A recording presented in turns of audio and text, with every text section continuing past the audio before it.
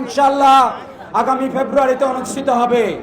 সকল ষড়যন্ত্রকে রুখে দিয়ে নোয়াখালী 5 আসনে তারেক রহমানের মনোনীত প্রার্থীকে বিপুল ভোটে বিজয়ের জন্য সকলকে ঐক্যবদ্ধভাবে কাজ করার জন্য উদাত্ত আহ্বান জানিয়ে সকলকে আরেকবার ধন্যবাদ জানিয়ে আমি আমার বক্তব্য এখানে শেষ করছি।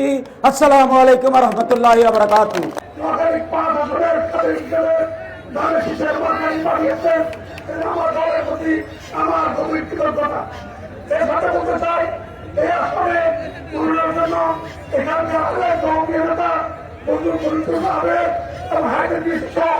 আমাদের কুমারী মাঝে ভাষা বন্ধুত্ব অনেকেই মনে করতে হচ্ছে।